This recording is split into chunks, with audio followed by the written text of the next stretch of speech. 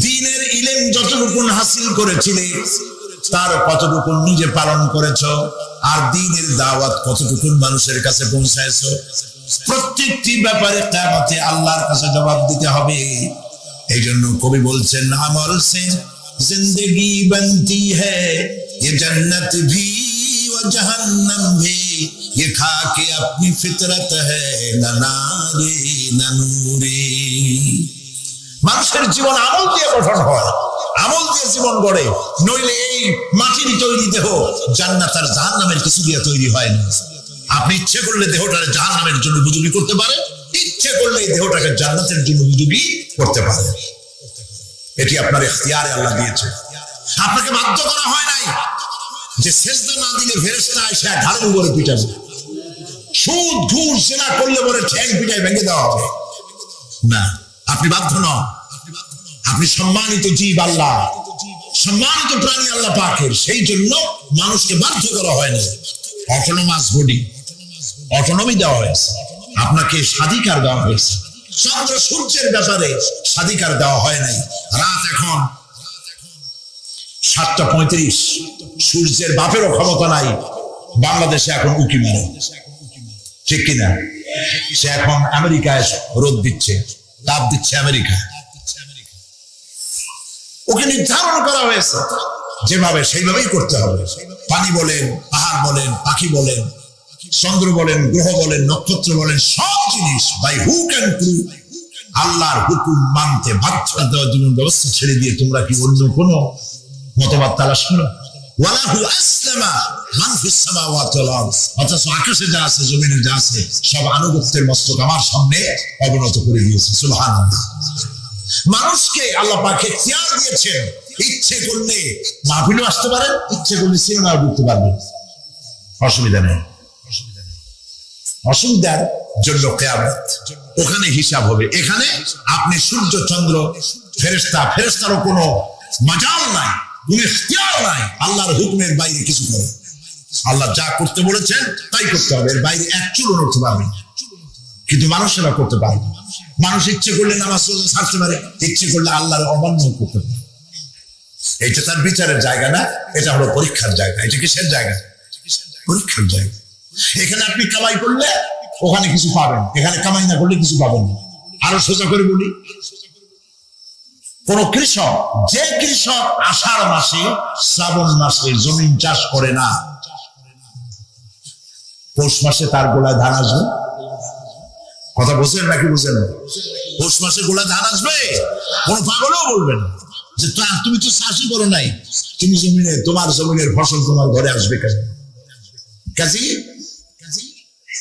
এই দুনিয়ায় পরীক্ষা দিলে এখানে রেজাল্ট হয়, এখানে গাছ লাগাইলে এখানে ফল দেয়। কিন্তু মানুষের জন্য আল্লাহ পাক যে আমল তৈরি করেছেন, পরীক্ষা নেবেন, সেই পরীক্ষার রেজাল্ট এখানে হবে না। পরীক্ষার রেজাল্ট আউট হবে কোথায়? আখিরাত। বলেন সবাই, কোথায় হবে? পরীক্ষার রেজাল্ট আউট হবে কোথায়? আখিরাত। এখানে আপনি যা কামাই করবেন এখানে রিটার্ন দেওয়া হবে না। এখানে যা কামাই করবেন সমস্ত কামাই 700 গুণ বর্ধিত আকারে কিয়ামতে আল্লাহ আপনার হাতে ধরাই দিবেন। আল্লাহর ওয়াদা কখনো মিথ্যা হয়? মিথ্যা হয় রাজনৈতিক দলের নেতারা, এই জাতীয় লোকেরা যারা মঞ্চে আসে আর বলে যে বল আমাদের ভোট দেন, আমরা ক্ষমতায় যাইতে পারলে আপনারা না খেয়ে কেউ মরবেন না। কিন্তু কি খাইয়ে মরবে তাও কয় না। সেদিন শুনলাম এই যে নির্বাচন এখন একটা চলতেছে, স্লোগান বাপ দাঁড়াইছে, ছেলে তো বলে রহিম ভাই আমার ভাই, তোমার বাপের নাম রহিম। তারপরে শুনলাম বলতেছে বেগুন ভাইয়ের চরিত্র, আজকের নাম রাখে তো আদর করে বেগুন পটল, বেগুন ভাইয়ের চরিত্র ফুলের মতো পবিত্র। আমি শুন আর একজনের পাশের থেকে কইল যে নামাজ পড়ে না, এমনই ফুলের মতো চরিত্র। তো দুনিয়ার ময়দানে আপনি যা কামাই করবেন এখানে রেজাল্ট আউট হবে, এখানে আপনি পাবেন ফল, এখানে পাবেন। যা করবেন, এখানে গাছ লাগাবেন, ফল লাগাবেন, এখানে পাবেন। আর আল্লাহর জন্য যেটা করবেন সেটার ফল, সেটার রেজাল্ট কিয়ামতে বাইরে হবে। সুবহানাল্লাহ। এখানে পরীক্ষা দিয়ে যদি কেউ ফেল করে ম্যাট্রিক পরীক্ষা দিয়ে ফেল করেছে, ফাজেল পরীক্ষা দিয়ে ফেল করেছে, আবার পরীক্ষা দিয়ে পাস করার সুযোগ আছে, আবারও ফেল করেছে, আবারও পরীক্ষা দিয়ে পাস করার সুযোগ আছে। 10 বার যদি ফেল করে আরো 10 বার পাস পরীক্ষা দিয়ে পাস করার সুযোগ আছে। কিন্তু কিয়ামতের দিন আল্লাহ রাব্বুল আলামিনের জীবনের পরীক্ষায় কোন মানুষ যদি আল্লাহর আদালতে ফেল করে বসে একবার, দ্বিতীয়বার পরীক্ষা দেওয়ার আর কোনো সুযোগ নাই। এই পৃথিবীতে যদি কেউ নিম্ন আদালতে মামলায় হেরে যায়, জজ কোর্টে করবে, যদি হেরে যায় হাইকোর্টে করবে, হেরে গেলে আপিল করবে সুপ্রিম কোর্টে, সুপ্রিম কোর্টেও যদি হেরে যায় তাহলে প্রেসিডেন্টের কাছে আপিল করবে। সুযোগ আছে কয়েকবার। কিন্তু কিয়ামতের দিন জীবনের আদালতে কোন মানুষ যদি একবার ফেল করে বসে, জীবনের মামলায় যদি একবার হেরে যায়, দ্বিতীয়বার আপিল করার আর কোন জায়গা নাই। আমরা সব মরে যাব, আমরা সব কি হব? সব মরে যাব। আল্লাহ পাক আমাদেরকে উঠাবে না। মানুষকে কবরে রাখার সময় আমরা কি বলি? মিনহা খালাকনাকুম, জানেন না? পড়েন, মিনহা খালাকনাকুম ওয়া ফিহা নুঈদুকুম ওয়া মিনহা নুখরিজুকুম তারাতান উখরা। এই মাটি দিয়ে তোমাকে তৈরি করা হয়েছিল, এই মাটির মধ্যে রেখে গেলাম, এর থেকে আবার তোমাকে উত্থিত করা হবে। কে বলতেছেন কথা? আল্লাহ পাক বলছেন, আল্লাহ তাআলা বলছেন। কি নিষ্ঠুর এই পৃথিবী! ভেবে দেখেছেন কি একবারও কি ভেবে দেখেছেন এই পৃথিবী কত নিষ্ঠুর? এই সন্তান সন্ততি সব একটি মোহ, একটি মায়া, একটি মহব্বত, একটি প্রতারণা।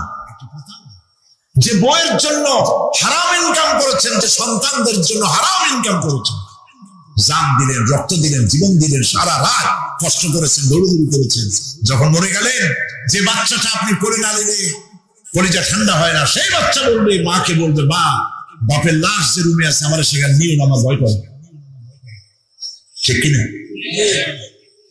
স্ত্রীও আরো 2-1 লোক না হলে লাশের ঘরে থাকতে পারবে না, তারও ভয় করে। থাকলে বড় জোর মা থাকতে পারে, বাপ থাকতে পারে। যাকে বিবাহ করার পর অনেক সন্তান আছে, মা বাপকে চোখে দেখতে পারে না, বড় কথা মতো মার সাথে কথা বলা বন্ধ করে দেয়। হয়তো কুমিল্লা এরকম নাও থাকতে পারে। বধূ নালিশ করছে, মার সাথে কথা বলে, আবার বলে এই বুড়িটা মরে না কেন? নাউজুবিল্লাহ, নাউজুবিল্লাহ। বুড়িদারে মরার কথা বলতেছো তুমি? তোমার ছোট্টবেলায় যখন তোমার টাইফয়েড হয়েছিল, অসুখ করেছিল, গরিব বাবা, বাড়িতে ল্যাপ নাই, খাতা নাই, তোষক নাই, সেই জায়গায় মা তার কাপড় বিছায় দিয়া বুকের উপরে নিজের শরীরের উষ্ণতা দিয়া বাঁচায় রাখার চেষ্টা করেছে, নিজে না খেয়ে খাওয়াইছে, অসুখ সারে না।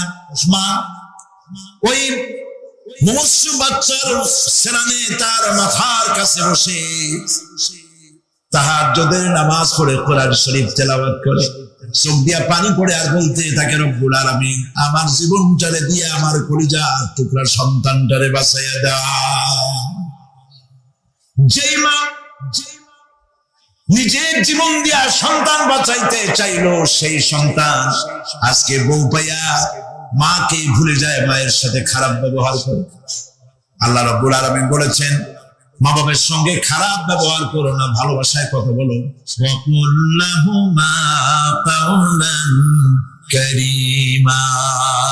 সম্মান সূচক কথা বলো, মা বাবার জন্য দোয়া করো আমার কাছে। কে বলতেছে?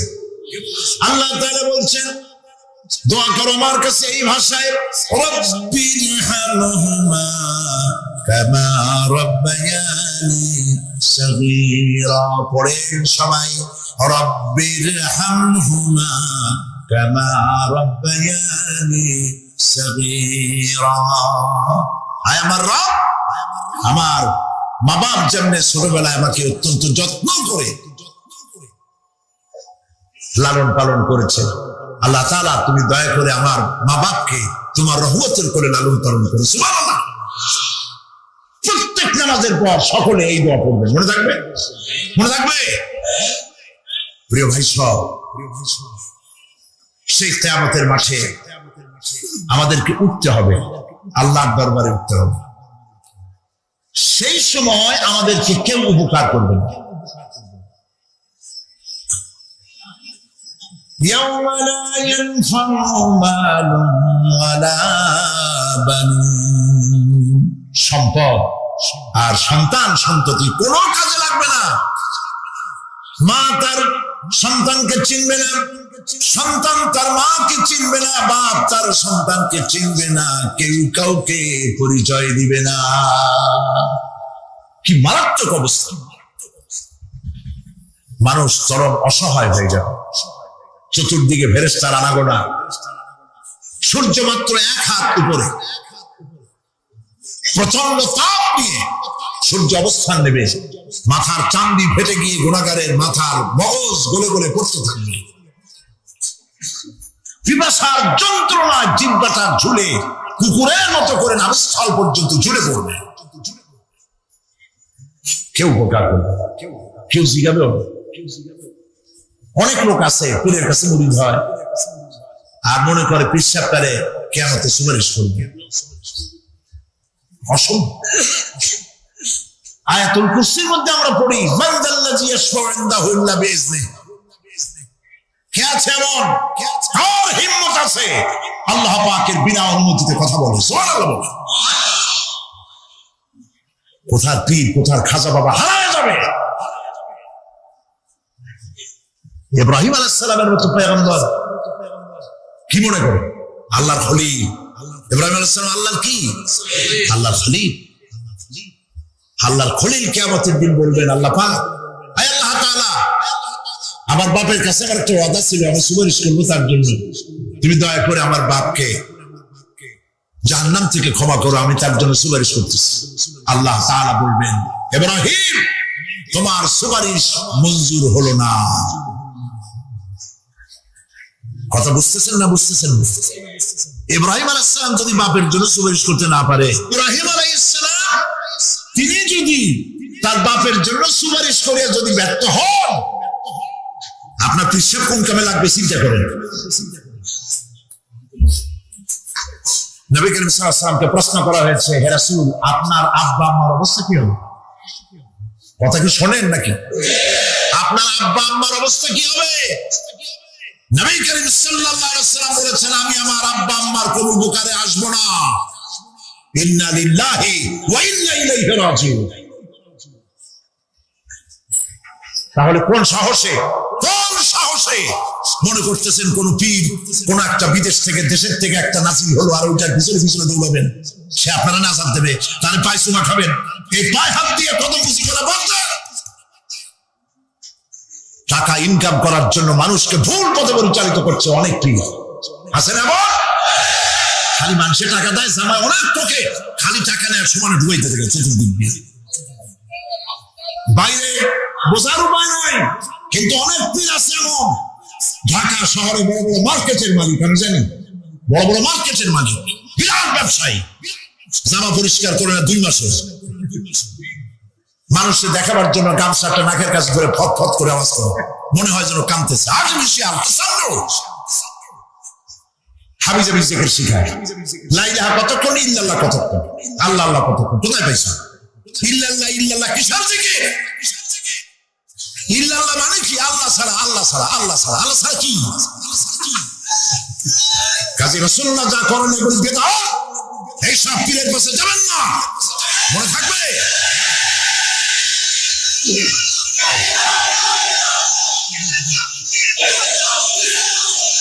প্রিয় ভাই সব, কিয়ামতের দিন আপনার আমল, একমাত্র আমল আপনাকে বাঁচাইতে পারবে।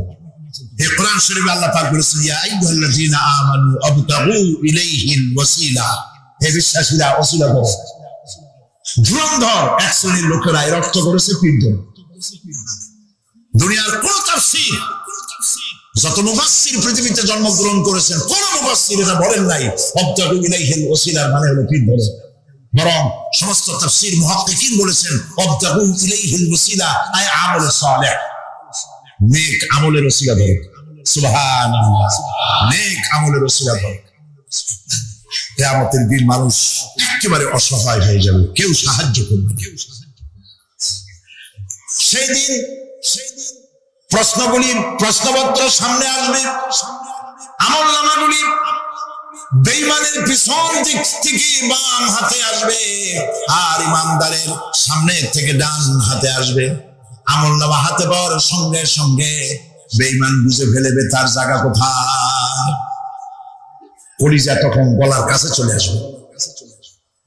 সত্য ছিল একসাথে। মনে করেন এই মাহফিলের মধ্যে, মনে করেন এখানে সন্ত্রাসী আছে, খুনি আছে, ওয়ান্টেড, মোস্ট ওয়ান্টেড আসামির মধ্যে আছে, ধরা যাচ্ছে না অনেক মানুষের মধ্যে। হঠাৎ করে অর্ডার হলো যে ভিতরে SBIB ঢুকিয়ে দেওয়া হয়েছে, গোয়েন্দা বিভাগের লোক ঢুকিয়ে দেওয়া আছে, সন্ত্রাসী মোস্ট ওয়ান্টেড যারা আছে বেরিয়ে পড়ো, এক বসে চলে আসো। তখন অবস্থাটা কি হবে? তাদের মজা লাগবে? পায়ের রক্ত মাথায় উঠে যাবে, চোখ দিয়ে রক্ত পড়া শুরু করবে। সমস্ত মানুষ একসাথে ছিল হাসরের ময়দানে। হঠাৎ করে অর্ডার হয়ে যাবে, হে অপরাধীর দলেরা আলাদা হয়ে যাও। ইন্না লিল্লাহ, আলাদা হয়ে যাও। সমস্ত মানুষ সেখানে খালি পায়ে উঠবে, কারো পায়ে জুতা নাই, স্যান্ডেল নেই, পরনে কোনো কাপড় নাই, গায়ে কোনো কাপড় নেই, মাথায় কোনো আবরণ নেই। হযরত আয়েশা সিদ্দিকা রাদিয়াল্লাহু তাআলা আনহা, তিনি নবী করিম সাল্লাল্লাহু আলাইহি ওয়াসাল্লামের কাছে কিয়ামতের এই বর্ণনা শুনে কাঁদতেছিলেন আর বলতেছিলেন, হে আল্লাহর রাসূল, কিয়ামতে সকলকে ভাবে উঠতে হবে, এমনকি আমাকেও? হুজুর বললেন, প্রত্যেকটি মানুষকেই উলঙ্গিনী হয়ে উঠতে হবে। তিনি প্রশ্ন করলেন, তখন কি শরম হবে না? নবী করিম সাল্লাল্লাহু আলাইহি ওয়াসাল্লাম বলছেন, জাহান্নামের ভয়তে কেউ কারো দিকে তাকাবার সুযোগ পাবে না। সব উপরের দিকে তাকায় থাকবে আর বলবে, আল্লাহ আমারে বাঁচাও, আল্লাহ আমারে রক্ষা করো। সমস্ত নবীরা, সমস্ত নবী আদম আলাইহিস সালাম থেকে শুরু করে ঈসা আলাইহিস সালাম পর্যন্ত সব নবী বলবেন, নফসি নফসি, আল্লাহ আমারে বাঁচাও, আমাকে রক্ষা করো। একমাত্র ব্যক্তি বিশ্ব নবী মুহাম্মদুর রাসূলুল্লাহ সাল্লাল্লাহু। মানুষেরা হয়রান হয়ে যাবে, আদম আলাইহিস সালামের কাছে যাবে, আবাল বাশার, আপনি প্রথম মানুষ, আমরা বিপদে শেষ হয়ে গেছি, 50,000 বছর দাঁড়ায় আছি। কয় বছর দাঁড়ায় থাকতে হবে? কোথায় আছে? এই কোরআন শরীফ 50,000 সানা মিম্মা তাউদ্দুন। এই পৃথিবীতে গণনা করলে 12 মাসে 1 বছর, 12 বছরে 1 যুগ, এরকম করে করে 50,000 বছর পৃথিবীতে গুনলে যত বড় লম্বা হয়, বিচারের দিনটা এত বড় লম্বা হবে। সবাই বলবে, আদম আলাইহিস সালাম আমাদের জন্য একটু আল্লাহকে সুপারিশ করুন যেন তিনি আমাদের বিচারটা তাড়াতাড়ি করে দেন।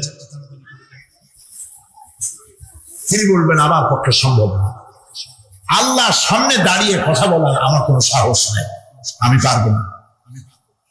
নূহ আলাইহিস সালামের কাছে যাও, নূহ আলাইহিস সালাম বলবেন, আমি পারবো না। মুসা আলাইহিস সালামের কাছে যাও, তিনি বলবেন, আমি পারবো না। ইব্রাহিম আলাইহিস সালামের কাছে যাও, একজন আরেকজনের কাছে পাঠান। সর্বশেষ ঈসা আলাইহিস সালামের কাছে লোকেরা আসবে, হাসরবাসী। ঈসা আলাইহিস সালাম বলবেন, আমি তো পারবোই না, কারণ পৃথিবীর শত শত কোটি নাসারারা আমাকে আল্লাহর ছেলে বলেছে, অথচ আমি তাদের তা বলতে বলি নাই। আমি নিজের ব্যাপারেই আজকে শঙ্কিত, আমারে তারা আল্লাহর ছেলে বলছে। আল্লাহ আজকে আমার সাথে কি ব্যবহার করবেন আমি তো জানি না, আমি নিজেই বিপদে আছি। তবে আমি তোমাদের ব্যাপারে একটা পরামর্শ দিতে পারবো। একজন ব্যক্তি আছে যার কাছে গেলে তিনি কথা বলতে পারবেন, তিনি বিশ্বনবী রাহমাতুল লিল আলামিন জনাবে মুহাম্মদ রাসূলুল্লাহ সাল্লাল্লাহু আলাইহি ওয়াসাল্লাম, তার কাছে চলুন। হাসরবাসীরা তার কাছে চলে যাবে। নবীজি সকলের কথা শুনে সিজদায় পড়ে কাঁদতে থাকবেন। তিনি বলবেন, হাসরবাসীদের কাজ সুস্থ করবেন, এই কাজ আমার কাজ, আমি বলবো আল্লাহ পাককে। তিনি সিজদায় পড়ে কাঁদবেন। রব্বুল আলামিন প্রশ্ন করবেন, হে আমার রাসূল, আপনার তো আজকে কান্দার দিন না, আপনি কান্দেন কেন? আমি আপনাকে মাকামে মাহমুদ দিয়েছি, কাউসারের মালিক বানাইছি। আপনি জান্নাতে প্রবেশ করার আগে কেউ ভেস্তে যাইতে পারবে না, এই সম্মান দিয়েছি, কান্দেন কেন? নবীজি বলেন, রব্বুল আলামিন যা তুমি আমার জন্য বরাদ্দ রেখেছো সব আমি পেয়েছি বা পাবো, আমি কান্দি আমার উম্মতের কি হবে? আল্লাহ রাব্বুল আলামিন তাকে পারমিশন দিবেন, আপনার নেককার জান্নাতি উম্মতগুলি আপনি বেছে নিন। নবী করিম সাল্লাল্লাহু আলাইহি ওয়াসাল্লাম পারমিশন পাবেন। আল্লাহর পারমিশন বেঁচে রেখে আল্লাহর দরবারে কথা উচ্চারণ করার ক্ষমতা কেন হবে না? সুবহানাল্লাহ। এই কথা ভাববার কোনো কারণ নাই।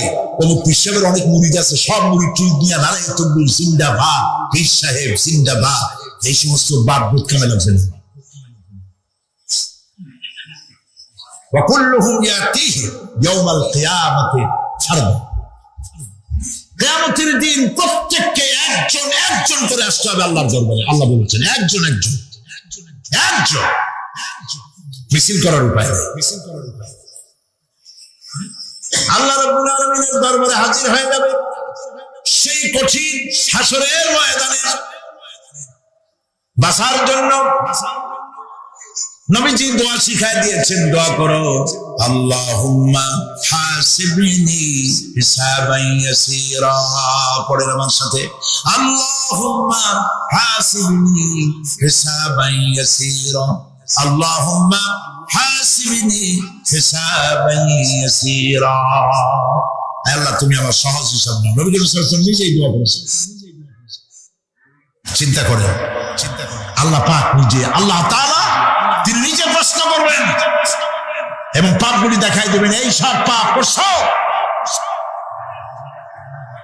মানুষ আল্লাহর বান্দা ভয় চোটে কলিজা গলা দিয়ে বেরিয়ে যেতে থাকবে, বেরিয়ে যেতে চাইবে,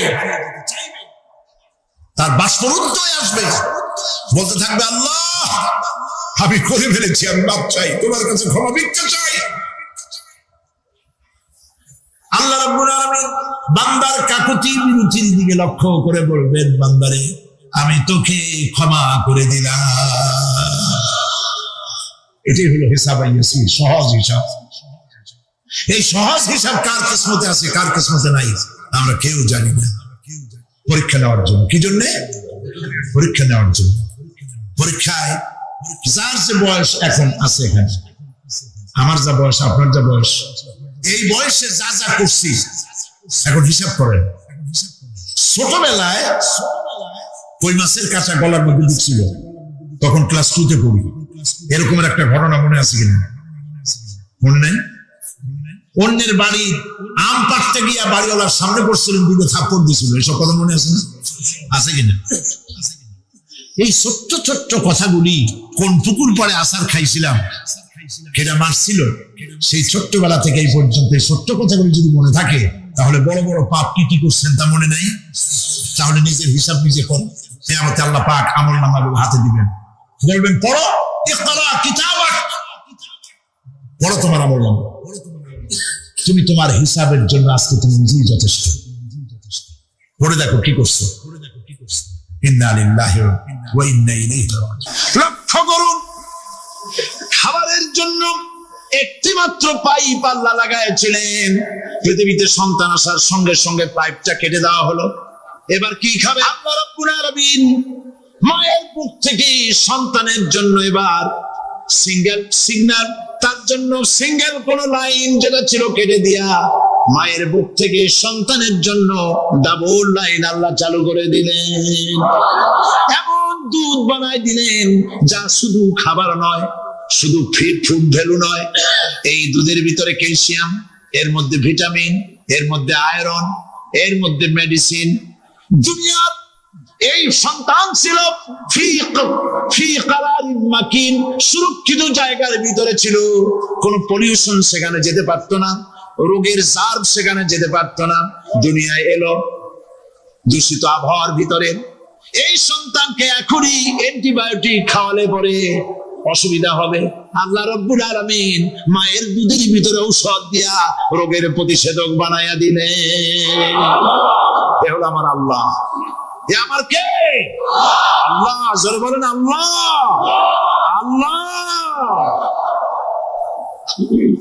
আল্লাহ রাব্বুল আলামিন মায়ের দুধ দিয়ে সন্তানকে বড় করলেন আর শোনায় দিলেন, খবরদার এই মায়ের সাথে, এই বাপের সাথে নাফরমানি করবি না। মা বাপের জন্য আমার কাছে দোয়া করবি, রব্বির হামহুমা কামা রব্বায়ানি সগীরা। সবাই পড়েন আমার সাথে, রব্বির হামহুমা কামা রব্বায়ানি সগীরা। আল্লাহ পাক শিখাই দিলেন বান্দারে আমার কাছে দোয়া করায়, আল্লাহ আমার মা বাপ আমাকে ছোটবেলায় যেভাবে স্নেহের কোলে লালন পালন করেছে, এইভাবে আমার মা বাপকে তোমার রহমতের কোলে লালন পালন করো। মনে থাকবে ভাইরা? বলে মনে থাকবে?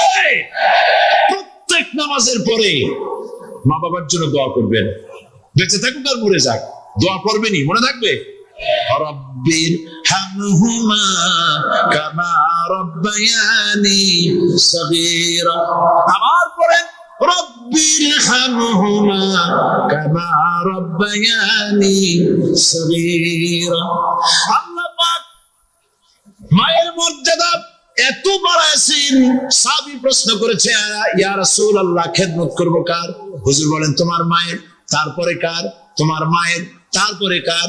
তোমার মায়ের, তারপরে কার? তোমার পিতার। বাপের চাইতে মায়ের মর্যাদা আল্লাহ 3 গুণ বাড়াইয়া দিলেন, 3 গুণ বৃদ্ধি করে দিলেন। হাদিস শরীফে এসেছে, হযরত আবী হুরায়রা রাদিয়াল্লাহু তাআলা আনহু রাসূলের কাছে এসে রাতের বেলায় কাঁদতেছিলেন। হুজুর প্রশ্ন করলেন, আবু হুরায়রা কাঁদো কেন? হযরত আবু হুরায়রা বলছেন, হুজুর মা আমাকে মেরেছে। তিনি প্রশ্ন করলেন, আচ্ছা মা তোমার মারলো কেন? তুমি কি কোনো বেয়াদবি করছো? তিনি বললেন না। তবে মারলো কেন? হযরত আবু হুরায়রা বলেন, ইয়া রাসূলুল্লাহ আপনার খেদমত থেকে বাড়ি ফিরতে আমার দেরি হয়ে গিয়েছিল। গভীর রাত্রে যখন বাড়ি গেছি, মা আমাকে প্রশ্ন করলেন, বাবা দেরি হলো কেন, কোথায় ছিলি? তাম পৃথিবীর মানুষ যেই কদম মোবারক চুমু দিতে পারলে ধন্য হয়ে যায়, সেই আখিরি জামানার পয়গম্বর নবী মুহাম্মদ রাসূলুল্লাহ সাল্লাল্লাহু আলাইহি সাল্লামের দরবার থেকে আসতে আমার দেরি হয়ে গেছে। ইয়া রাসূলুল্লাহ আমার মা আপনার নাম শুনে তার গা জ্বলে উঠলো। তিনি কাফের, মুশরিকা। আপনার নাম শুনে অগ্নি শর্মা হয়ে আমাকে ধরে পিটানো আরম্ভ করলেন আর বললেন, আবু হুরায়রা হয় মুহাম্মদ সাল্লাল্লাহু আলাইহি সাল্লামের বাড়ি ছাড়বি, নইলে আমার বাড়ি ছাড়বি, কি করবি বল? মার খেতে খেতে আমি বললাম, মা তোমার গায়ে যত শক্তি আছে আমারে মারো, তোমার বাড়ি শুদ্ধ, তাম দুনিয়াটা ছেড়ে দিতে পারি, মুহাম্মদ রাসূলুল্লাহর কদম মোবারক ছেড়ে দিতে পারি না। হুজুর আমার মা গলা ধাক্কা মেরে আমাকে বের করে দিয়েছেন। হুজুর বলছেন, আবু হুরায়রা মা তোমাকে মেরেছে আর আমার কাছে নালিশ করছো, আমি তোমার মায়ের কোনো বিচার করতে পারবো না। সুবহানাল্লাহ। এত বড় পাওয়ারফুল নবী, শানওয়ালা, ইজ্জতওয়ালি, বরকতওয়ালি, এত বড় নবী বলছেন মা মেরেছে, আমার করার কিচ্ছু নাই। সুবহানাল্লাহ। তোমার মা মুশরিকা হোক আর যাই হোক, তোমার মা। সুবহানাল্লাহ বলেন। আমার বন্ধুগণ, হযরত আবু হুরায়রা বলেন, ইয়া রাসূলুল্লাহ মায়ের বিরুদ্ধে কোনো অভিযোগ নিয়ে আমি আপনার কাছে আসি নাই। হুজুর বলেন, কেন আসছো বলো খুলে। আবু হুরায়রা বলেন, হুজুর আমি জানি আপনি আল্লাহর দরবারে যদি কোনো ব্যাপারে হাত তোলেন আল্লাহ মঞ্জুর করে ফেলেন। আপনি দয়া করে আমার মার জন্য দোয়া করেন, আল্লাহ যেন হেদায়েত দিয়ে দেন। আমার নবীজি দুখানে হাত উত্তোলন করলেন, বললেন, আল্লাহুম্মা ইহদিহুমা আবি হুরায়রা। হায় আল্লাহ আমি দোয়া করতেছি আবু হুরায়রার মাকে হেদায়েত নসিব করো। হুজুর হাত তুলে মুনাজাত করছেন। আবু হুরায়রা দৌড় দিলেন বাড়ির দিকে। কয়েকজন সাহাবী হযরত আবু হুরায়রার জামা টেনে ধরেছে, এই ভদ্রলোক দৌড়ায় কেন? এত শান্ত মানুষ, কখনো গরম হয়ে কারোর সঙ্গে কথা বলে না। এই মানুষটা দৌড়ায় কেন? কোনো বিপদ হইল নাকি? জামা টেনে ধরে বলে, আবু হুরায়রা দৌড়াও কেন? হযরত আবু হুরায়রা বলেন, জামাত ছেড়ে দাও, কোনো বিপদ আমার হয় নাই, আমি দৌড়াইয়া বাড়ি যাই দেখতে চাই। আমি দৌড়াইয়া আগে বাড়ি যেতে পারলাম না, আমার নবীর দোয়া আগে আমার বাড়ি চলে গেছে, আমি এটা দেখতে চাই। হযরত আবু হুরায়রা দৌড়াতে দৌড়াতে বাড়ি চলে গেছেন। দরজায় নক করলেন, ভিতর থেকে আওয়াজ এলো, কে? তিনি বললেন, আমি আবু হুরায়রা। মা, দরজা খুলে দাও, আমি তোমার সন্তান। মা বললেন, বাবা অপেক্ষা করো, দরজা খুলতেছি। হযরত আবু হুরায়রা বলেন, মায়ের গলার আওয়াজের ভেতরে কুফরি কর্কশতা পেলাম না, মায়ের গলার আওয়াজের ভেতরে তাওহীদের নরমিয়াত পেলাম। আমার কাছে মনে হলো আমি আবু হুরায়রা বাড়ি আসার আগে নবীজির দোয়া আল্লাহর আরশে পৌঁছে গেছে। আবু হুরায়রা বলছেন, মা আমার কিছুক্ষণ পরে ঘরের থেকে বেরিয়ে এসেছেন, আমি দেখলাম মায়ের শরীর ভিজা, মাথার চুল দিয়া পানি টপকাচ্ছে। মা আমার বললেন, বাবারে তোমাকে মারার পর আমি নিদারুণ অনুশোচনায় পড়েছিলাম, মনে মনে ভাবলাম, আরে আমার সন্তানকে আমি কেন মারলাম? সে তো কোনো খারাপ কাজ করে নাই, কোনো খারাপ জায়গায় যায় নাই, এত ভালো মানুষ, যার সম্পর্কে লোকেরা খামোখাই মিথ্যা কথা বলে, এই ভালো মানুষটার কাছে গেছে, সেজন্য আমি মারলাম কেন? বাবা গো, আমি আমার ভুল বুঝতে পেরেছি, জীবনের ভুলও ধরা পড়েছে, আমাকে জলদি করে নিয়ে চলো বিশ্ব নবীর দরবারে। হযরত আবু হুরায়রা মা রাসূলুল্লাহর খেদমতে এসে ঘোষণা করলেন, আশহাদু আল্লা ইলাহা ইল্লাল্লাহু ওয়াহদাহু লা শারীকা লাহু ওয়া আশহাদু আন্না মুহাম্মাদান আবদুহু ওয়া রাসূলুহু। আমার ভাইরা, আল্লাহ রাব্বুল আলামিন মানুষ সৃষ্টি করে পৃথিবীতে পাঠিয়ে দিলেন, খাবারের ইন্তজাম করলেন, এগুলি সব আল্লাহর পরিচয়। আল্লাহরে চেনার জন্য বড় বড় কিতাব ঘাটা লাগে না, কিসমতে যদি থাকে দুই একটা দৃষ্টান্ত যথেষ্ট হয়ে যায়। সুবহানাল্লাহ, সুবহানাল্লাহ, দুই একটা দৃষ্টান্ত যথেষ্ট। আল্লাহ পাক সমস্ত সৃষ্টি জগৎকে তৈরি করলেন, সৃষ্টি করলেন, আর তাদের খাদ্যের ব্যবস্থা করলেন। কে করেছেন খাদ্যের ব্যবস্থা? খাদ্য দেন আল্লাহ। কিন্তু অহংকারী যারা, তারা বলে দেশের বাম্পার ফলনের জন্য সমস্ত কৃতিত্ব সরকারের।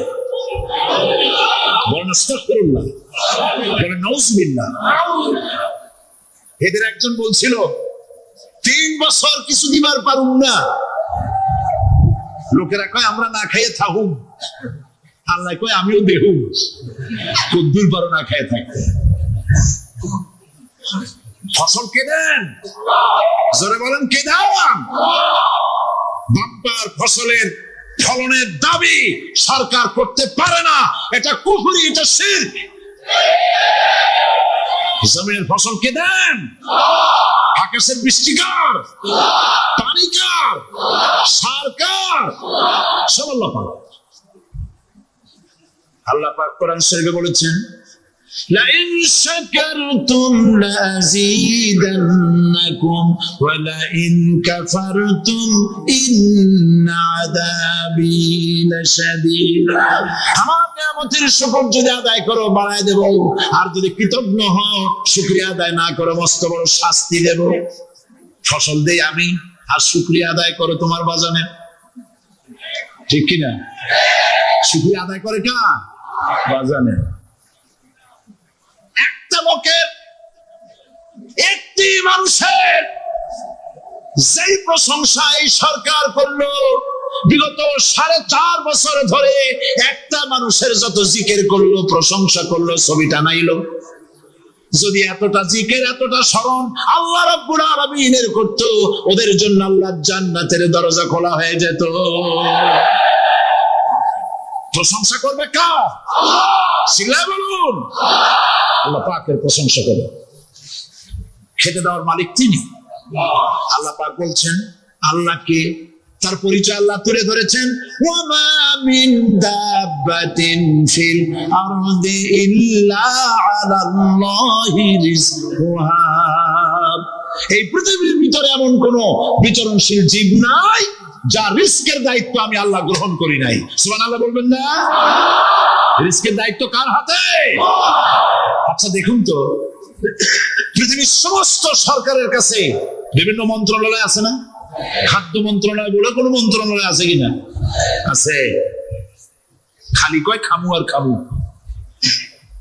খাদ্য মন্ত্রণালয় আছে, থাকার পরেও মানুষ না খাইয়া মরে, ঠিক কিনা? এবার একটু তাকান তো, জ্ঞানের চক্ষু দিয়া তাকান, ফরেস্ট এরিয়া বাঘ আছে কিনা? নাই। সিংহ আছে কিনা? গন্ডার আছে কিনা? হাতি আছে কিনা? বিশাল বিশাল প্রাণী আছে কিনা?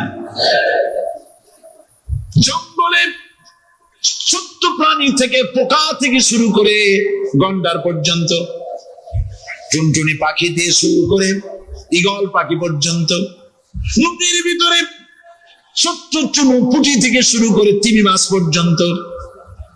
প্রাণী তত্ত্ববিদরা বলেছেন সমুদ্রের ভিতরে এমন এমন বড় বড় তিমি আছে যে একটা তিমির ওজন 5000 টন পর্যন্ত হয়ে যায়। 5000 টন তিমিটার ওজন। এ যখন বাচ্চা হয় তখন বাচ্চার দৈনিক দুধ লাগে 50 থেকে 60 মণ পর্যন্ত। কে ব্যবস্থা করে? রুহান ফেরেশতা। তো ওর মা যেমন বাচ্চা তো সেরকম হবে, ঠিক কিনা? কে দেয় খাবার? এবার দেখেন তো, আপনার দেশের এই জঙ্গলে কত হাতি আছে। হাতিরা মিছিল করে আসছে যে আল্লাহ আমাদের এখন আর খাইতে রেখে দিতে পারে না, বাংলাদেশের গভর্নমেন্ট কিছু দাও। আসছে না খাইয়া ক্ষুধার জ্বালায় হাতি মরেছে, বাঘ মরেছে, সিংহ মরেছে, এর কোন দৃষ্টান্ত আছে? ক্ষুধার জ্বালায় আকাশের উড়ন্ত পাখিরা ছটফট করে মারা গেছে, দৃষ্টান্ত আছে? নদীর মাছেরা ক্ষুধার জ্বালায় ভেসে উঠেছে, না খাইয়া মরে গেছে, দৃষ্টান্ত আছে? মহান আল্লাহ রাব্বুল আলামিন কোরআন শরীফের ভিতরে বলেছেন অনেক প্রাণী এমন আছে যারা তাদের খাদ্যকে সঞ্চয় করে না, খাদ্যকে জমা করে না, আহরণ করে না। সকালবেলায় একটা খাবার খেলো, দুপুরে কি খাবে তার জানা নাই। শকুন পৃথিবীর মাঝি থেকে 3 মাইল উপরে ওড়ে, তার চোখকে আল্লাহ পাক এত তীক্ষ্ণ বানিয়ে দিয়েছেন, এই চট্টগ্রামের কোথায় মরা গরু আছে 3 মাইল উপর দিয়ে দেখতে পায়। সুবহানাল্লাহ বলতে ইচ্ছে করে না। এই প্রাণীগুলি খাবারগুলি কোনো গভর্নমেন্ট জোগাড় করে রাখে নাই। আল্লাহ পাক বলেন সবার খাবার আমি দেই। সকালবেলায় সমস্ত প্রাণীগুলি, মহাশূন্যে পাখি, পানির ভিতরে মৎস্যরাজি, জঙ্গলের ভিতরে হিংস্র প্রাণী, পোকামাকড় থেকে শুরু করে সবগুলো খালি পেটে সব বেরিয়ে যায়, কারো কোনো খাবারের মজুদ নাই। সন্ধ্যা হতে না হতে সমস্ত প্রাণীগুলির পেট ভরাইয়া আমি আবার যার যার ঘরে বেরায় দেই। وما من دابة في الأرض إلا على الله رزقها। সমস্ত প্রাণীর রিস্কের দায়িত্ব আমি আল্লাহর হাতে। কে দেয় রিজিক? জোরে বলুন, কে দেন? আল্লাহ। কি খাবেন সব আল্লাহ জোগাড় করে দিয়েছেন। তরি তরকারি জোগাড় করেছেন, মাছ জোগাড় করেছেন, চাউল দিয়েছেন, খাবার দিয়েছেন, গোশত দিয়েছেন, সব দিয়ে দিয়েছেন। আল্লাহ রাব্বুল আলামিন সমস্ত জিনিস দিয়ে মানুষকে আল্লাহ পাক তার জন্য আল্লাহ সব করেছেন। খালাকা লাকুম মা ফিল আরদি জামিআ। এই পৃথিবীতে যা তৈরি করেছে সব তোমার জন্য। এ হচ্ছে আমার আল্লাহ। এ হচ্ছে আমার কে? আল্লাহ। সে আল্লাহ পাক বলছেন, আল্লাহর পরিচয় তিনি স্রষ্টা, তিনি রিজিক দাতা। এবার আইনদাতা কে? আইনদাতা কে? আরো জোরে বলুন। আইনদাতা আল্লাহ হচ্ছে আল্লাহর পরিচয়। ইনিল হুকমু ইল্লা লিল্লাহ আলা লাহুল খালকু ওয়াল আমর। সৃষ্টি যার, আইন চলবে তার। আমার দেশে আল্লাহর আইন চলছে? আমাদের দেশের কল কারখানা, ক্ষেত খামার, অফিস আদালত আল্লাহর আইন অনুযায়ী চলে? চলে না। বরং আল্লাহর আইনকে মুছে ফেলার জন্য, নিজেদের আইন সৃষ্টি করার জন্য প্রচেষ্টা চালানো হচ্ছে। আল্লাহর আইন মানুষের জন্য সব থেকে বেশি উপযোগী, কারণ সৃষ্টি করেছেন কে? বলেন কে করেছেন? আল্লাহ। প্রত্যেকটি মেশিন আপনি যা কিনবেন, রেডিও হোক, টিভি হোক, যে কোনো যন্ত্র হোক, গাড়ি হোক, তার সাথে একটা লিটারেচার, একটা বই তার সঙ্গে দিয়ে দেওয়া হয়। ওই বইয়ের মধ্যে লেখা থাকে এটা কিভাবে চালানো হবে, অপারেট করা হবে, তার সিস্টেম লেখা থাকে। আপনার ইচ্ছা মতো চালাইলে হবে না। এই মানব গোষ্ঠীকে সৃষ্টি করেছেন। এখন আপনি যদি আপনার আইন মতো চালান, তা কি চলবে? চলবে না। আপনি আপনার আইন মতো চালাচ্ছেন, ভালোভাবে চলতেছে? চলতেছে না। স্বরাষ্ট্রমন্ত্রী বলতেছেন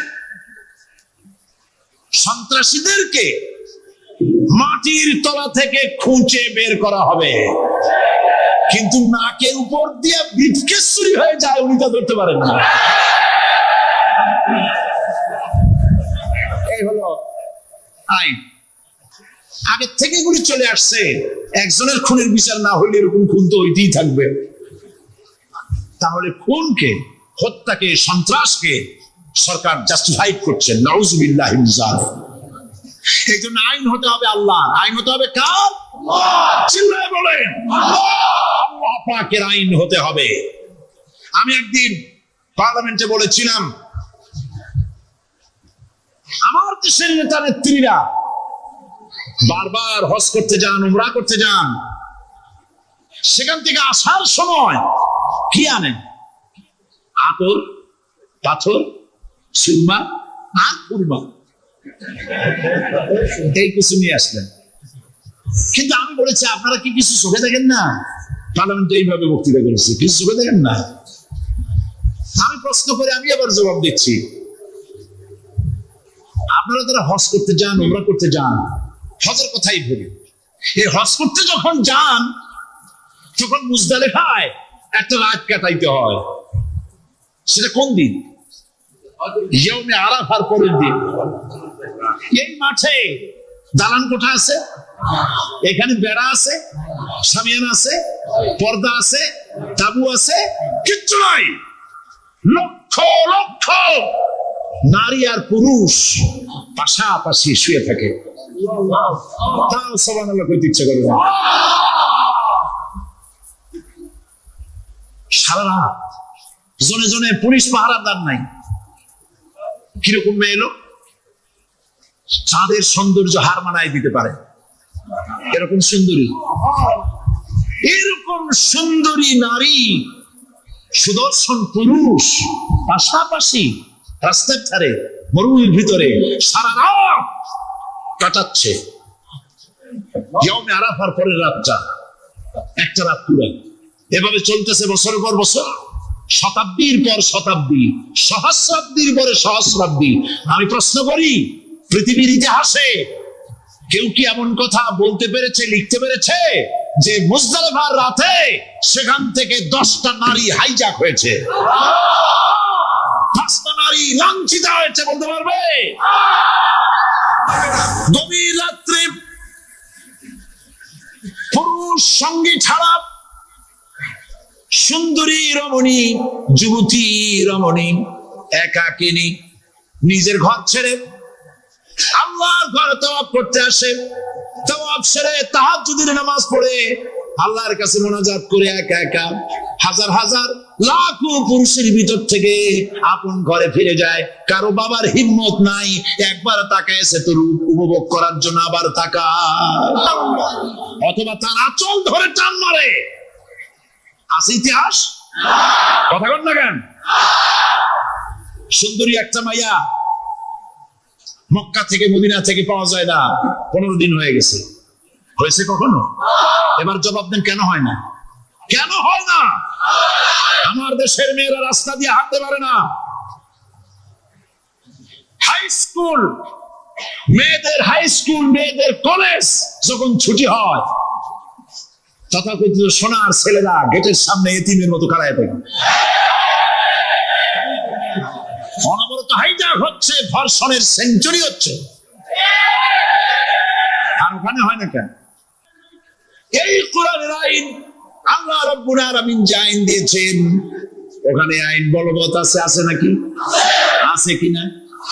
কোন পুরুষ কোন নারীকে ধর্ষণ করেছে যদি প্রমাণিত হয়, সে যদি ফাহাদের ছেলে হয় আর ফাহাদের মেয়ে হয়, কোরআনের শাস্তি হলো পাথর মেরে উড়াইয়া দাও। তাকে জানিয়ে দেওয়া হবে রেডিও টিভির মাধ্যমে জিনাকারের সাথে ব্যভিচারীর শাস্তি হবে। চতুর্দিকে হাজারো লোকেরা দাঁড়াবে, হাতে পাথর নিয়ে পাথর মেরে তাকে তার গোশত হাড্ডি বাতাসের সাথে উড়ায় দেবে। একজন মানুষ আর একজন মানুষকে খুন করলো, এই আসামি ধরা পড়ে গেল, কোরআনের শাস্তি হলো যখন ধরা পড়বে প্রমাণিত হবে যেমন ভাবে হত্যা করেছে পরেও হত্যা করো। এই দৃশ্য, এই আইন যদি বাংলাদেশে যদি এই আইন চালু হয়ে যেত, খুনের আসামি ধরা পড়েছে জেনার আসামি, প্রকাশ্য ময়দানে এলো, সাক্ষী প্রমাণে কোর্টে প্রমাণিত হলো সত্যি সে খুনি।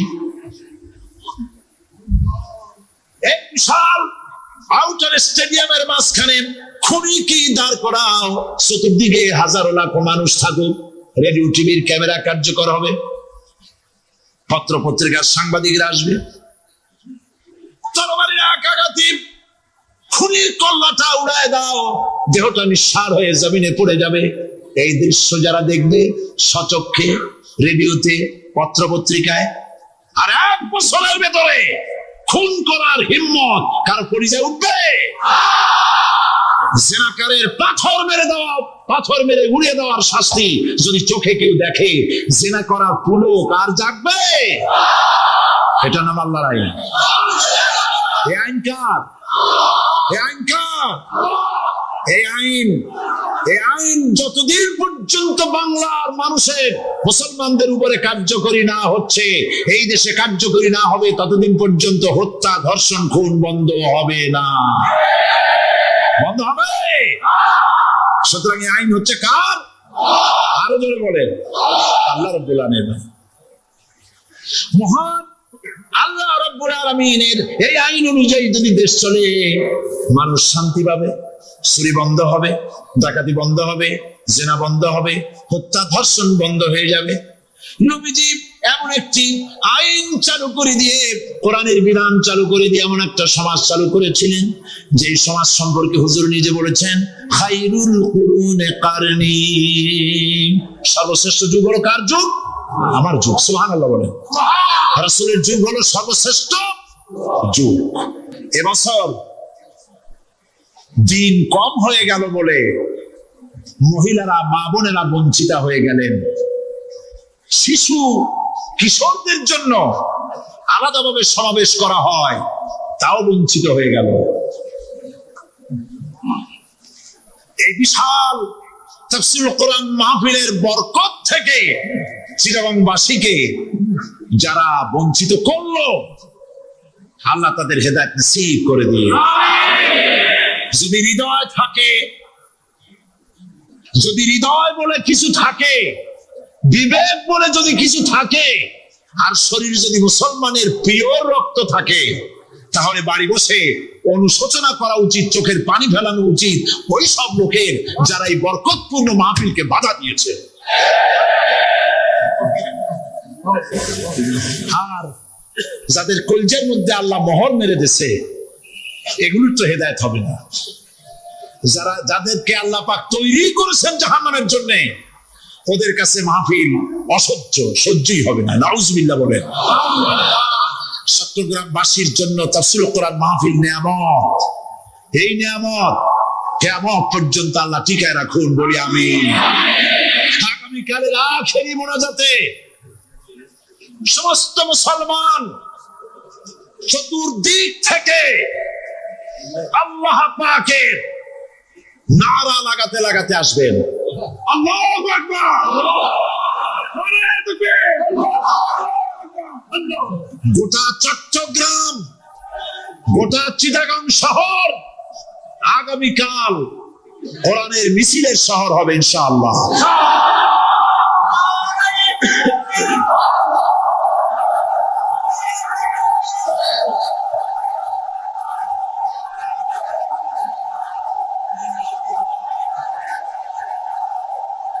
সকল ধন এবং সম্পদের মূল মালিক হচ্ছেন আল্লাহ পাক। সমস্ত ধন সম্পদের মালিক কে? আল্লাহ সুবহানাহু ওয়া তাআলা।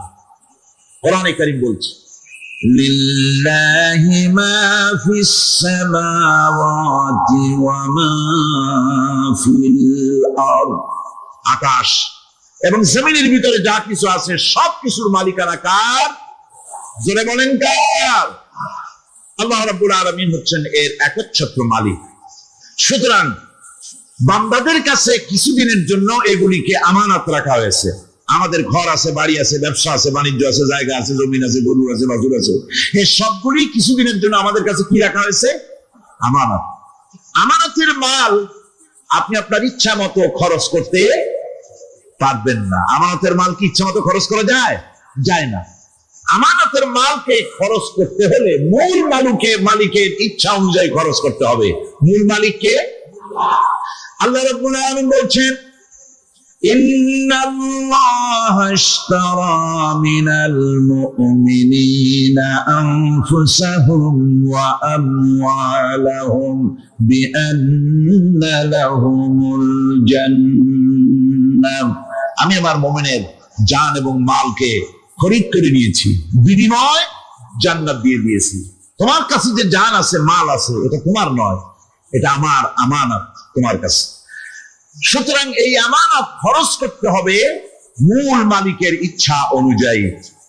সমাজের এক শ্রেণীর লোক প্রচুর বিত্তের মালিক হবে, সমাজের এক শ্রেণীর লোক প্রচুর বিত্ত এবং সম্পদের মালিক হয়ে ভোগ বিলাসের আনন্দের স্রোতে ভেসে যেতে থাকবে, নিজেকে ভাসিয়ে দেবে। আর এক শ্রেণীর লোক অনাহারে অর্ধাহারে কষ্ট করবে। এ বিধান ইসলামের নয়।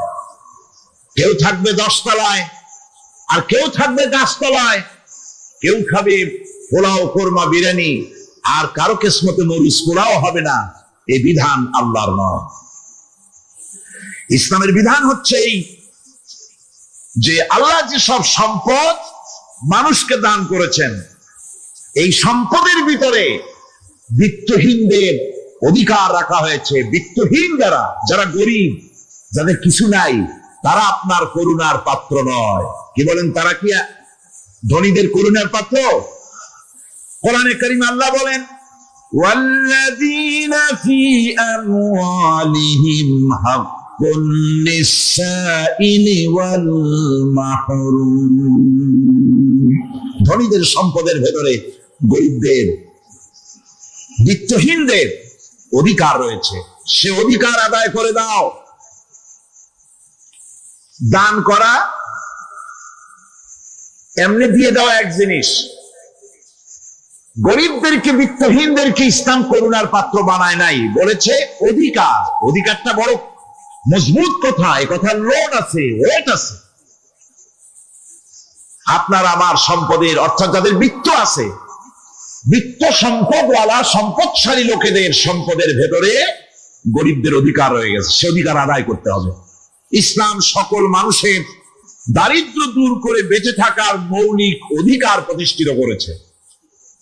রাসূল করিম সাল্লাল্লাহু আলাইহি ওয়াসাল্লাম ইত্যাদির ব্যবস্থা করতে হবে, চাই সে মুসলমান হোক আর হিন্দু হোক আর খ্রিস্টান হোক। বনি আদম, আদমের সন্তান যে মানুষ, যে তার এই অধিকার ইসলাম প্রতিষ্ঠিত করেছে। আজ বলা হচ্ছে খাদ্য, বস্ত্র, বাসস্থান সমাধান দেবে অমুকরা তমুকরা, এরকমের স্লোগান হয় না? ওরা দিতে পারবে না, ওরা দিতে পারে নাই। খাদ্য, বস্ত্র, শিক্ষা, চিকিৎসা, বাসস্থানের গ্যারান্টি দিয়েছে কোরআন, দিয়েছে আল্লাহ রসুল জনাব মুহাম্মদ রাসূলুল্লাহ সাল্লাল্লাহু আলাইহি ওয়াসাল্লাম।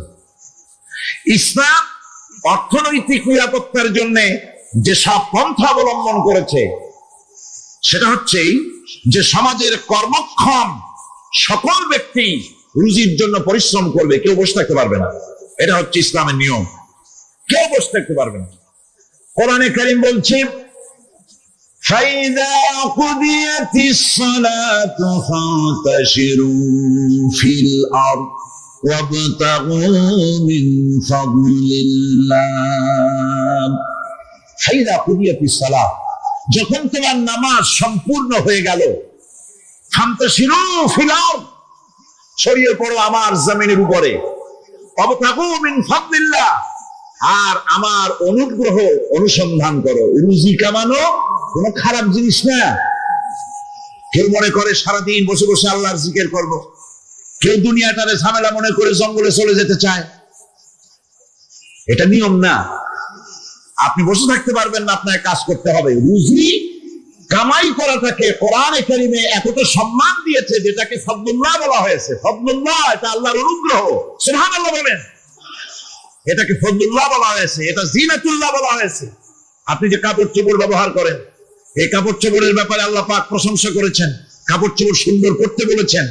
তারপরে রুজি রোজগার হালাল করতে বলা হয়েছে, এবং রুজি কামাবার ব্যাপারে হালাল ভাবে রুজি কামাবার জন্য ইন্সপিরেশন দেওয়া হয়েছে কোরআন এবং হাদিসে। রাসূল করিম সাল্লাল্লাহু আলাইহি সাল্লাম বলেছেন, আল কাসিবু হাবিবুল্লাহ, সহস্তে যে উপার্জন করে সে আল্লাহর বন্ধু। যে ব্যক্তি ঠেলা গাড়ি চালায়, কুলি মজুর রিকশা চালায়, নিন্দা নাই, তাকে নিন্দা করা যাবে না।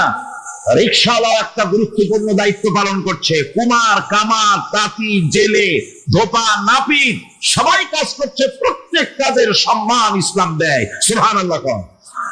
সমস্ত কাজের সম্মান আছে, শুধুমাত্র সম্মান নাই চুরির কাজের, ডাকাতির কাজের, সন্ত্রাসের কাজের, চাঁদাবাজির কাজের, মাস্তানির কাজের। এই সব কাজ নিন্দনীয় এবং এই সব কাজ নিতান্ত বাজে কাজ। এ কাজের কোনো সম্মান নাই। সম্মান হচ্ছে নিজের হাতে কামাই করে সারা দিনে এক মুঠো খাবারও যদি খান, আপনার খাবারের চাইতে হালাল খাবার কারো হতে পারে না। আল্লাহর বন্ধু সোজা কথা না। আল কাসিবু হাবিবুল্লাহ, সহস্ত উপার্জনের এত বরকত। সেজন্য অর্থনৈতিক নিরাপত্তার জন্য সমাজের প্রত্যেকটি কর্মক্ষম লোককে কাজ করতে হবে। কি করতে হবে? নামাজ পড়া হয়ে গেছে, এখন আর বসে থাকা চলবে না। নেমে পড়ুন কাজের জন্য, আল্লাহর অনুগ্রহ অনুসন্ধান করুন। এরপরে আল্লাহ পাক বলছেন, আমার অনুগ্রহ রুজি কামাও, আর রুজি কামাবার সময় আযকুরুল্লাহ যিকরান কাসীরা লাআল্লাকুম তুফলিহুন। জিকির করবা আমার বেশি, আমার জিকির করবা। বলা হচ্ছে রুজি অনুসন্ধান করো, আর বলা হচ্ছে আমার জিকির করো। জিকির আর রুজি সন্ধানের ভিতরে সামঞ্জস্য কি? সামঞ্জস্যটা হচ্ছে এই যে আপনি যখন আপনাকে বেশি করে জিকির করতে হবে। জিকির মানে কি? স্মরণ করা। জিকির মানে কি? স্মরণ করা। আল্লাহকে স্মরণ করেন। রুজি যখন কামাতে যাবেন স্মরণ করবেন কারে? চিল্লা এখন কারে? আপনি রুজি কামাবার জন্য চাকরি করতেছেন, অফিসে বসে যদি আল্লাহ রাব্বুল আলামিন আপনার স্মরণে থাকে, তাহলে ঘুষ খাওয়া আপনার জন্য সম্ভব হবে না। কথা ঠিক কিনা? আল্লাহ তা বলছেন, রুজি কামাবার জন্য তুমি যে পরিশ্রম করবে, ওই পরিশ্রমের সময় বেশি বেশি জিকির করো, আমারে স্মরণ রাখো। অফিসে বসে যখন তুমি কাজ করবে, আমি যদি স্মরণে থাকি, তাহলে তুমি ঘুষ খাইতে পারবে না। তুমি জমিন চাষ করবে, জমিন চাষ করার সময় আমি যদি তোমার স্মরণে থাকি, জমিনের আইল ঠেলা তোমার পক্ষে সম্ভব হবে না। যত রকমের রুজির রোজগারের পথ আছে, আমাকে স্মরণ করো, খারাপ পথ থেকে বাঁচো, হালাল ভাবে রুজি কামাও। হালাল রুজির ভিতরে আল্লাহ রাব্বুল আলামিন বরকত দিয়ে দিবেন। বউকে একটা ব্লাউজ কিনে দিয়েছেন, একটা শাড়ি কিনে দিয়েছেন, বাচ্চাকে ক্লাসের বই কিনে দিয়েছেন, বাজার থেকে মাছ তরিতরকারি কিনে। অক্ষম ব্যক্তিদেরকে সহযোগিতা করবে, যারা নাকি উপার্জন করতে পারে না, ওই জাতীয় লোকদেরকে তারা সহযোগিতা করবে। ওয়ায়াকফুলু গানিয়ুহুম ফাকিরাহুম, সেই সমাজের যারা নাকি সামর্থ্যবান, তারা রোজগার করবে এবং গরিবদেরকে সহযোগিতা করবে। আল্লাহর নবী বলেছেন, সে ব্যক্তি মুমিন নয়, সে ব্যক্তি মুমিন নয়, সেই ব্যক্তি মুমিন নয়। সাহাবায়ে কিরাম হতচকিত হয়ে উঠলেন, প্রশ্ন করলেন, নবীজি কোন ব্যক্তি মুমিন নয়? আল্লাহর নবী বলেন, যেই ব্যক্তি পেট পরে আরাম করে ঘুমায় গেল এ কথা জানার পর, যে তার প্রতিবেশী না খেয়ে শুয়ে আছে, ক্ষুধার যন্ত্রণায় কাতরাচ্ছে, এ কথা জানার পরে যেই মুসলমান ব্যক্তি আরাম করে পেট ভরে খেয়ে ঘুমায়, সে কখনো মুমিনের দাবি করতে পারে না, মুমিন হতে পারে না। কত বড় কথা! ইসলাম মানুষকে তাগিদ করেছে তার প্রতিবেশীর উপরে লক্ষ্য রাখার জন্য, তার প্রতিবেশীকে লক্ষ্য রাখার জন্য, গরিব মানুষের প্রতি লক্ষ্য রাখার জন্য। রাসূল করিম সাল্লাল্লাহু আলাইহি ওয়াসাল্লাম বলছেন, আইয়ু রাজুলিন মাতা দিয়ান বাইনা আগনিয়ায়ে ফাকাদ বারিয়াত মিনহুম জিম্মাতুল্লাহি ওয়া রাসূলুহু। আল্লাহর নবী বলেন, কোন ধনী ব্যক্তিদের মাঝে কোন গরিব প্রতিবেশী যদি না খেয়ে মারা যায়, তাহলে ওই এলাকার বিত্তশালী লোকদের সাথে আল্লাহর সমস্ত সম্পর্ক, রাসূলের সব সম্পর্ক ছিন্ন হয়ে যায়। কে বলতে পেরেছে এত বড় কথা? মানুষের অর্থনৈতিক নিরাপত্তার জন্য কত বড় কথা বলেছে ইসলাম, বলেছে বিশ্বনবী জনাবে মুহাম্মদ রাসূলুল্লাহ সাল্লাল্লাহু আলাইহি ওয়াসাল্লাম। আল্লাহ রাব্বুল আলামিন বলেন, ধনীদের হাতে যেন সম্পদগুলি পুঞ্জীভূত হয়ে না যায়, কাইলা ইয়াকুনা দুলাতাম বাইনাল আগনিয়াই মিনকুম। তোমাদের ধনীদের হাতে যেন সম্পদগুলি, সমাজের সম্পদগুলি যেন পুঞ্জীভূত না হয়, সেগুলি বরং ছড়িয়ে আস্তে করে যেন সমস্ত গরিব যেন সাধারণের কাছে যেতে পারে, সে ব্যবস্থা করতে হবে। যাকাত প্রদানের মাধ্যমে ধনীদের কাছ থেকে নিয়ে গরিবদেরকে দিয়ে দিতে হবে।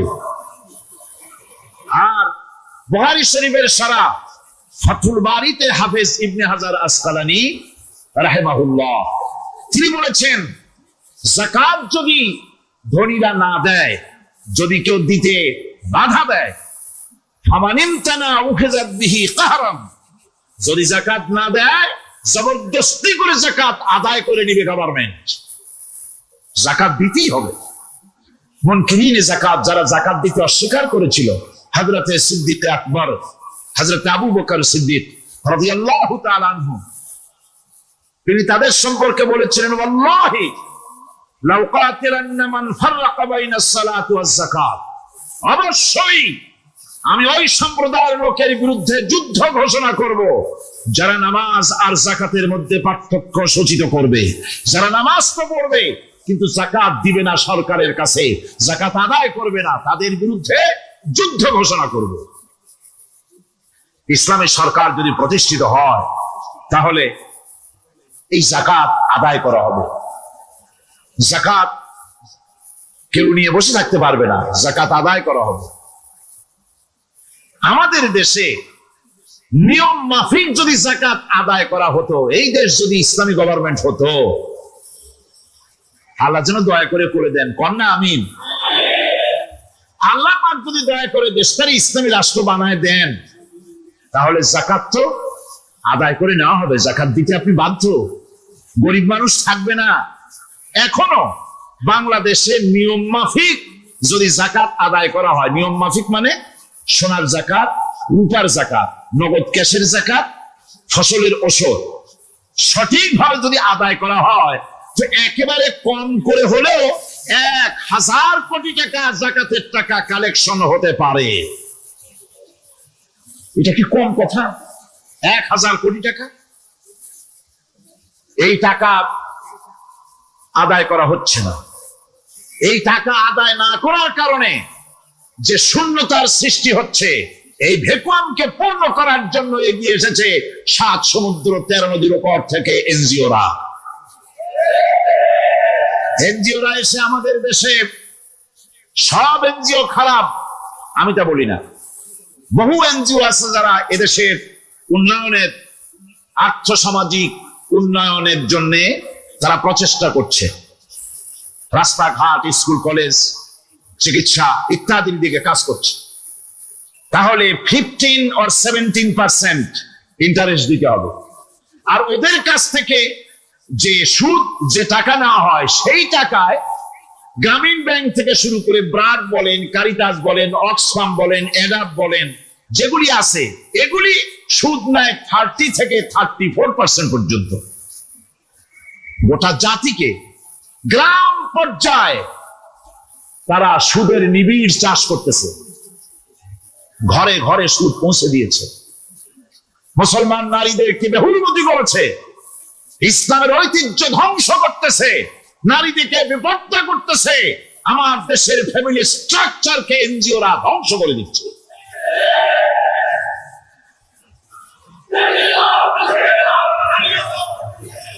সুতরাং এনজিওরা এই সুযোগটা পেত না। যদি যাকাত কালেকশন করা হতো আর যাকাত দিয়ে যাকাত যেসব জায়গায় খরচ করতে হয় সেই খরচ করার জায়গাগুলিতে সঠিকভাবে যদি ব্যয় করা হতো এই অবস্থা হতো না। বাংলাদেশে সম্পদের অভাব নাই। যারা বলে বাংলাদেশ গরিব, আমি তাদের সাথে একমত নই। আক্ষরিক অর্থে বাংলাদেশ গরিব নয়, বাংলাদেশে সম্পদ আছে। বাংলাদেশের যে জিনিসটার অভাব সেটা হচ্ছে ইনসাফ ভিত্তিক বন্টনের অভাব। এখানে কেউ তো 1000 বিঘা জমির মালিক, বিঘা বোঝেন না কি করেন আপনারা, কানি, কেউ তো 1000 কানির মালিক, আর কারো তো রান্নাঘর উঠাবার জায়গা নাই। কথাটা ঠিক কিনা? কেউ তো শত শত কোটি টাকা, কত কোটি টাকা যে আছে তা হিসাব করে মাসখানেক লাগবে, গুনিয়ে খুলিতে পারবে না। আর কারো তো একটা ট্যাবলেট কেনার পয়সা নাই। সুতরাং আমার দেশে যেভাবে গরিব বলা হয় আক্ষরিক অর্থ এইভাবে আমার দেশ গরিব নয়। আমাদের দেশে সম্পদ আছে, বহুত জমি অনাবাদি ফেলে রাখা হয়েছে। রাসূল কারীম সাল্লাল্লাহু আলাইহি ওয়াসাল্লাম বলেছেন, সেই ব্যক্তির জমিন রাখার অধিকার নাই যে ব্যক্তি তা চাষের আওতায় না আনে। আছে না বহুত জমি পড়িয়া? আবাদযোগ্য জমি আমাদের দেশে আসে যা, তার 2,40,00,000 একর। আমাদের ভূমি সম্পদ রয়েছে, বনজ সম্পদ যা আছে সেটা হচ্ছে 32,53,860 একর জুড়ে বিরাট বনজ সম্পদ আমাদের আছে। ভূমি সম্পদ আছে, বনজ সম্পদ আছে। আমাদের রয়েছে পানি সম্পদ, প্রায় 250 নদী, 3,600 বর্গ মাইল জুড়ে নদীগুলো প্রবাহিত আছে। আমাদের পানি সম্পদ আছে। আমাদের গ্যাস সম্পদ আছে, যে গ্যাস অন্তত 100 বছর চলতে পারে। প্রত্যেক বাড়িতে বাড়িতে গ্যাসের সংযোগ দিলেও 100 বছরে ঘুরাবে না। আলহামদুলিল্লাহ কইতে ইচ্ছে করে না? আলহামদুলিল্লাহ। আমাদের গ্যাস সম্পদ রয়েছে, আমাদের মৎস্য সম্পদ আছে, পশু সম্পদ আছে, কৃষি সম্পদ আছে, আরো রয়েছে বিপুল জনশক্তি। জনশক্তি কাজ সবচাইতে বার্ডেন মনে করা হয়। জনশক্তিকে বলা হয় বাংলাদেশের সবচাইতে বড় সমস্যা, জনশক্তি সমস্যা। এটা হচ্ছে যে সরকার আসে তারই ভূতে পায়, যে যায় লঙ্কা সে আর মানুষ হালে ফেরে না, মানুষগুলি তার জন্য জ্বালা। অথচ এই মানব শক্তি হচ্ছে শ্রেষ্ঠ শক্তি। ইউনিভার্সিটি জনমের মতো না বাড়াইয়া, এখন তো ইউনিভার্সিটি দাবি করতেছে সকলে, গ্রামে গঞ্জে থানায় রান্নাঘরে সব জায়গায় আমাদের ইউনিভার্সিটি দাবি। আর ইউনিভার্সিটির ফজিলত কি তা তো আমরা দেখতেইছি। এর থেকে বেশি করে পলিটেকনিক ইনস্টিটিউট, ভোকেশনাল ইনস্টিটিউট ইত্যাদি যদি বানানো হতো, ভিক্ষার হাতকে কর্মীর হাতে যদি পরিণত করা যেত, মানুষগুলিকে যদি কর্মক্ষম করা যেত, তাদেরকে যদি মডার্ন টেকনোলজি যদি শিক্ষা দেওয়া যেত, তাহলে এই মানব শক্তি রপ্তানি করে বা পৃথিবীর বিভিন্ন দেশ থেকে মূল্যবান বৈদেশিক মুদ্রা অর্জন করা যায়। সেটা না করে মানুষ হইছে জ্বালা, জনমের মতো এদেরকে মারো। এটা হচ্ছে ট্রেনের 3rd ক্লাস প্যাসেঞ্জার্স মেন্টালিটি। সেটা কিরকম? সেটা হচ্ছে ট্রেনে যখন মানুষ চলে 3য় শ্রেণীতে, একবার উঠে বসলে সে অন্যের জন্য জায়গা ছাড়ে না। জায়গা খালি আছে, আরেকজন এসে বললে ভাই আমার একটু বসতে দাও, কয় না ভাই এখানে লোক আছে। আসলে কিন্তু লোক নাই। আপনি যদি বলেন যে সেই লোক আসলে আমি জায়গা ছেড়ে দেবো, ততক্ষণ তো বসি, আপনি বসলেন। এরপরে আপনি তো বুঝছেন যে লোকটা ফাঁকি। সাহাবী ডেকে বলেন, নবী গো, গতকাল রাত্রিতে আমার বিয়ে হয়ে গেছে, আমার প্রিয়তমা স্ত্রী আমার গায়ে হলুদ লাগা দিয়েছে। নবী আমার খুশি হয়ে ডেকে বলে, সাহাবী বড় ভালো লাগলো, আমি দোয়া করি আল্লাহ পাক যেন তোমাদের দাম্পত্য জীবনে অনাবিল সুখ শান্তি দান করেন। জোরে কোন আমিন। নবী আমার দোয়া করলেন। আর মানে কি বোঝা গেল, যদি আপনার প্রিয়তম স্ত্রী আপনার গায়ে হলুদ লাগায় দেয়, এই হলুদ লাগানো জায়েজ, তবে সবার সম্মুখে নয়। হলুদ যদি লাগানো লাগে রে যুবক, বিয়ে করার পরে বাসর ঘরে 2 বাটি হলুদ রেখে দিবা, স্বামী স্ত্রী সারা রাত হলুদ মাখায়া কাটায় দেবা, কথা কোন ঠিক না? এরপরে শালীর হাতে, তুলে ভাইয়ের হাতে, দেবরের হাতে গায়ে হলুদ লাগানো যাবে, মনে থাকবে তো ইনশাআল্লাহ। এরপরে বিয়ের নামে আতশবাজি, পটকা ফুটানো, লাইটিং করা, এলে গেট সাজায়, রং তামাশা করা, এগুলো করা যাবে। আবার দেখবেন বলে বিয়ে আমরা তালুকদার বংশের লোক, আমরা বিয়ে করতে গেলে আমাদের বরযাত্রী একেবারে কম করে হলেও 500-700 আসবে। এইভাবে কন্যা পক্ষের উপরে জোর করে চাপায় দিয়ে 400-500 লোক খাওয়ার চাইতে ভিক্ষে করে খাওয়া ভালো। কথা বলেন এটা, কন্যা পক্ষের উপরে আপনি জুলুম করতে পারবেন না, ইসলাম আপনাকে অধিকার দেয় না। তারা যদি 10 জন নিয়ে খুশি হয়, আপনি 10 জন যায় খাইয়া খুশি থাকেন। আপনি চাপায় দিতে পারবেন না যে আমার 500 লোক আসবে, 300 লোক আসবে, না হলে আপনার বিয়ে হবে। এইভাবে বলা যাবে। আমাদের সমাজে এগুলো জোর করে খাওয়া আছে না। আবার দেখবেন পর পক্ষের যারা যায়, ওরা তো মনে করেন প্যান্টের সেম বেল যা থাকে সব ঢিল করে খাওয়া শুরু করে। হ্যাঁ, অন্য পক্ষের লোকেরা বস্তু দিতে শেষ, বস্তু দিতে শেষ, পরে বলতেছে আর দেবো না ভাই, আপনারা অনেক খাইছেন, আর লোক নেই। আমরা বর পক্ষের লোক, আমাদের খাওয়া মানে তো খাওয়া খাতে, অনেক খাওয়ানো সেদিন কন্ট্রাক্টর জীবনে বস্তু খাইলে।